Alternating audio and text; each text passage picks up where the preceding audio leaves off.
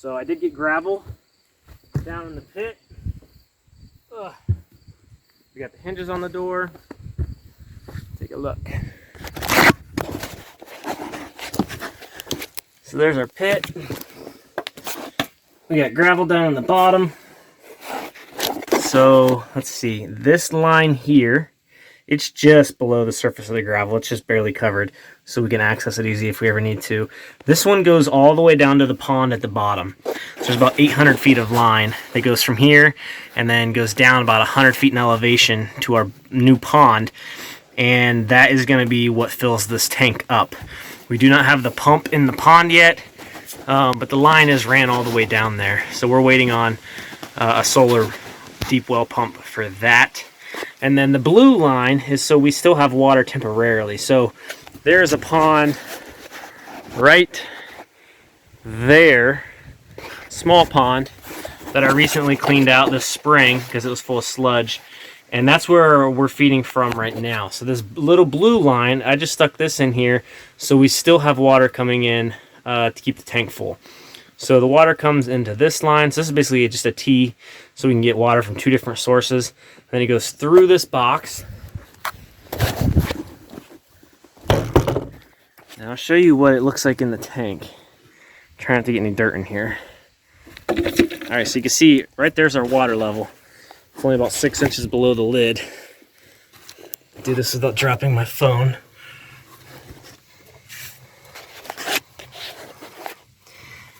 Inside of this tank is just a simple float valve. It works the same as like the valve in your toilet. So there's this stainless steel ball here. It's hollow, it floats, and it's attached to this lever. And then back in there against the wall, right back in there, is the valve. So basically when the float is all the way up, it closes the valve and shuts the water off so the tank doesn't overflow. And as the water level in the tank drops,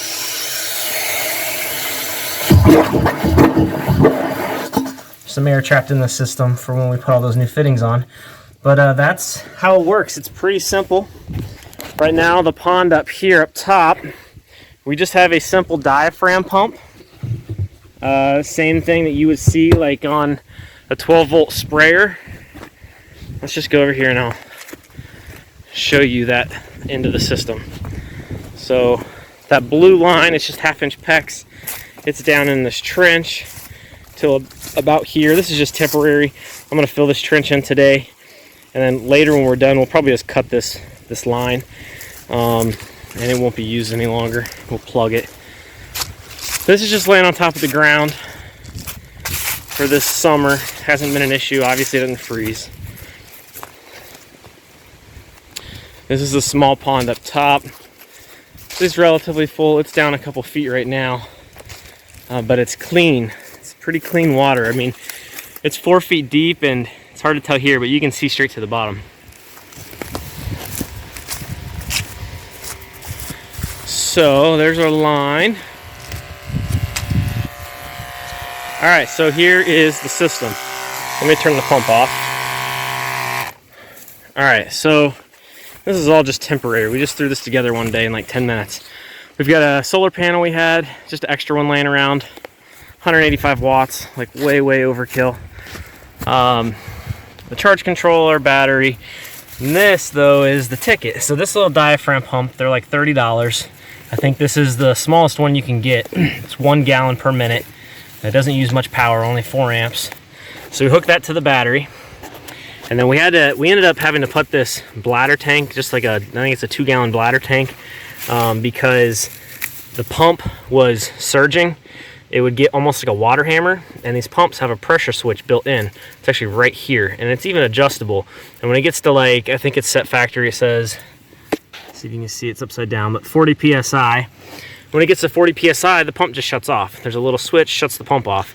But when it was doing that, it would get a water hammer going, and the pump would just go meh, meh, meh, meh, meh, and it ended up burning the pump out in about a month. So we put this basically just keeps those pressure spikes from happening. The pump's been great ever since. But so when it fills that tank and that valve floats up and shuts off, then pressure starts to build up in this line, and it hits 40 PSI, and then it just shuts itself off. And then as we use water in the house, the water level in the big tank over there starts to go down. That float drops and just mechanically opens that valve. The pressure drops in this system. The pressure switch kicks the pump back on, and it just fills the tank back up. So this pump's not very big. I think it's, what did I say, a gallon a minute? Yeah, 1 gallon a minute, so 60 gallons an hour. We probably only go through maybe 50 gallons a day at most, and that's when we're both showering. We don't really use a ton of water. So this doesn't take, it only has to run for maybe an hour a day to keep up. Even if we had an entire week of no sun, our tank's 1,000 gallons. That'd only be, 360. We wouldn't even go through half a tank in a week. And then we'll have sun, and then this thing will kick back on. So this is all temporary. This will get taken off of this pond, and then the new pond at the bottom will be the primary feeder. It'll basically be the same setup as that, except there'll be a deep well pump, what you'd have in like a regular deep well. And that pump will also be on a switch, a pressure switch, and everything else will work the same. So that's all the way down this hill, down at the bottom by the house. So we got everything trenched in for that. We just gotta get the pump in, and then we'll just be running on that one down there. What else? I think that's pretty much it for now. Let's go get that sand filter. 1 mile in clogged patches and showers early Friday, but improving to greater than 6 miles on Friday morning. Stars shining bright above me. I breathe seem to whisper.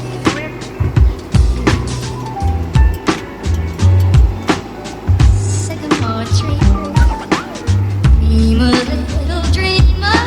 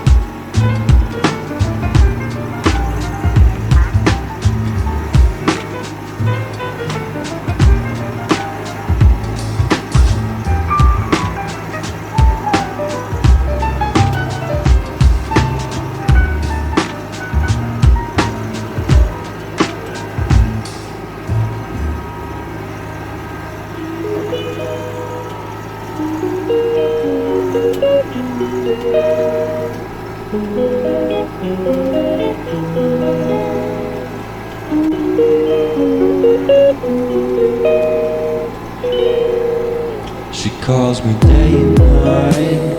I'm sorry girl, you just don't make me feel right. I never meant to make you cry, you were right. Just leave me be, I'm not gonna put up a fight.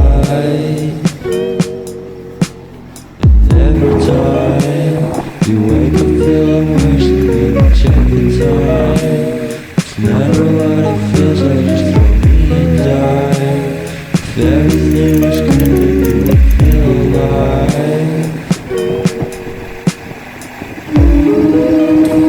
If everything was good, then you would feel alive. If everything was good, then you would feel alive. If everything was good, then you would feel alive.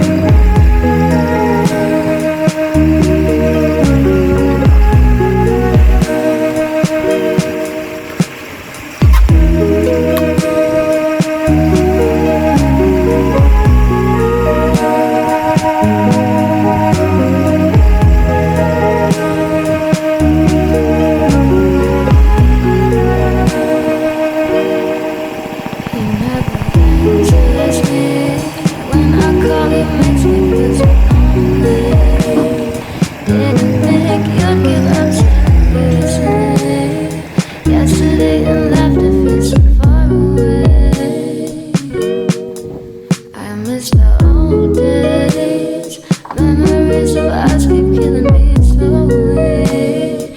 You don't really care, don't want you to hold me. If everything was good, then you would feel alive. If everything was good, then you would feel alive. If everything was good, then you would feel alive. If everything was good, then you would feel alive. All right, so here is our swimming pool filter. It's a pretty big one. You know, these things filter a ton of water, tens of thousands of gallons a day, because in a swimming pool they never shut off. One of the main differences, something that we have to be careful of here, is that a swimming pool filter is not a pressurized system. The water can pretty freely flow through and out the other side. Once it starts getting plugged up, there might be a couple psi of back pressure, but I know from experience that these caps will bust. The ring blows off on a traditional house pressure of like 50 psi. So we're going to try to keep it under 10 or so, which means we'll have to play with our float switch on the pump just to make sure that, you know, at the very bottom where the pond is, since we're almost 100 feet higher, it'll take 43 psi just to get the water from the pond up to here. At the pond it'll be 43 psi because of the elevation, but up here we're basically at this is 0 where it goes into the tank. Right here would be 0 psi, which is why we put this filter at the tank, because there's 0 psi here essentially. At the pond there would have been close to 50. So obviously though, when this float valve closes, that starts to build pressure in the entire system, because now it's a closed system. So what we'll have to do is make sure that, you know, we know that there's 43 psi naturally, so what we'll probably do is try to get a 50 psi switch for the pump down below. That way when this closes, it'll only build about 7 psi in this thing. And actually I see right here, it looks like it has a rating. It says 10 psi, so that'll be perfect. 10 psi. We should probably be around 7 inside of this system, so we won't have any issues. So that's the main reason that we put this box here and not down at the pond below, just so this isn't pressurized. So yeah, it's pretty much set in place. All I'll have to do now is we have the fittings, I think, to splice into this guy. You kind of got to make the fittings with like a million different pieces. So we have 3 different PVC adapters that I'll have to glue together. So this is 1.5 inch pipe thread, and I'm not even sure if they're in the right place. This is the pump, so this will go to the pond. That's the pump, and then we have a couple reducers, and then our barbed fitting, of course. So that'll get all glued together like that, and then we have another one for. So this is waste. So what we'll do, when we are flushing the system, there's a fitting on the back side here you can't see. We'll hook a sump pump hose to this and we'll just run it out and down the hill. That way when we back flush this system, it'll pump all the water out of this hole. We don't want it to go into the pit. So it looks like this is where the other one's supposed to be, and there's a bunch of fittings in here already. I'll probably put the plastic just so I don't have to worry about rust on these galvanized pipe fittings, especially like the rust on the threads where it's not galvanized. You can get what's called rust jacking. As it rusts, the rust expands and then it'll eventually crack this plastic housing. So I'll get that guy out of here later. We'll stick this in, and then this will just get spliced into this black line coming from the pond here. And then this is pretty much done. We'll have a pretty complete system, minus our pump for the pond.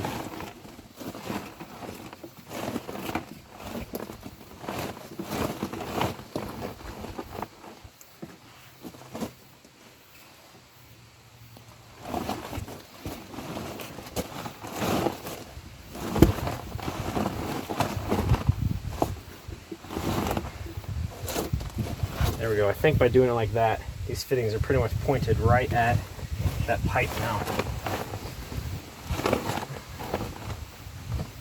Yep. And you can see there's plenty of room to work down here, and I think we're going to even be able to use this as maybe like some cold storage, like a root cellar. Maybe stick some stuff down in here, so that'll be cool.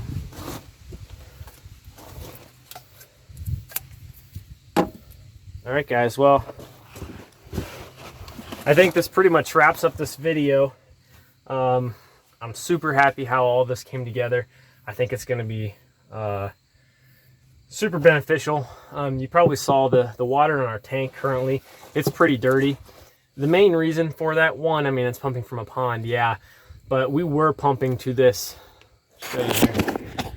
That tank right there, the above ground 1,500 gallon, that's what we were pumping into before until like literally 2 weeks ago. And that's clear, it's not a black tank. So we were getting a lot of algae growth in that. So that water was very green from algae. We emptied that tank into the new tank that's in the ground. So a lot of that algae and stuff came with it. It'll take a while for that to clear out and settle. We'll probably put some treatments in it, and then we'll go in there later with like a pump and suck all the sediment off the bottom. Once this is in the ground for long enough, there's no UV from the sunlight they can get in anymore. You know, algae or any kind of plants, they need sunlight. It's one of the things they need for their photosynthesis. So now that it doesn't have that, that algae will die off. And we'll probably put like a bleach treatment, like I said, in it anyway. And that water will be a lot clearer. But this filter will guarantee that we don't get any of the sediment and junk from the pond anyway. If it were to make it through the screen that'll be in the pond, the screen that's in the pump, there's no way it's getting through this sand filter, at least the really big stuff. So our tank should be pretty clean. And then we have a myriad of filters in the house anyway. We have like 5 or 6 filters just for the whole home. And then we have an 11-stage filtration system for our drinking water. So we have really great water. The reason we're doing all of this using our pond, the pond was kind of like a win-win deal. We get a beautiful pond that we can not only fish out of, swim out of, but we can also get water from it. And it also took care of some drainage problems we were having in the yard.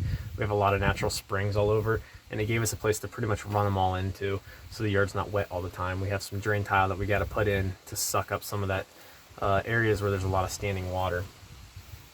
But around here, it's really expensive to have a traditional well dug. So the neighbor right down the road, not even a quarter mile as a crow flies, they just built a brand new home a year ago, moved in last July, and they had a well dug for their house. And the first dig, they didn't hit water. They hit bad water. It wasn't good.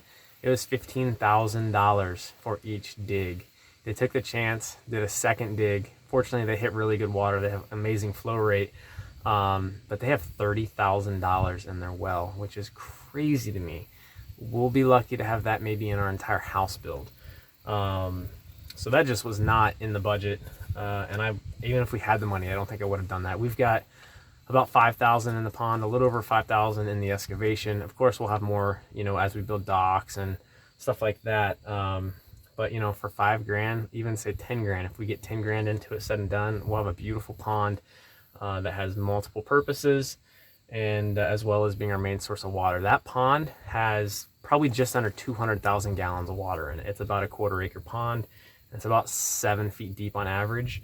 So there's a ton of water. We're never going to run out. And I am betting that that pond will probably almost overflow out of the overflow pipe year round. We have so many natural springs that we're going to have diverted into it that I'm pretty sure it's just going to continuously overflow. That pond will never drop an inch. It'll always be overflowing based on some of the other little ponds we have on the property. So yeah, thanks for watching. We'll probably make an update video when we get the whole system working with the pump in the pond. That'll probably be a month or so, hopefully before the cold weather hits. But yeah, thanks for watching, guys. Like, subscribe, and we'll see you next time.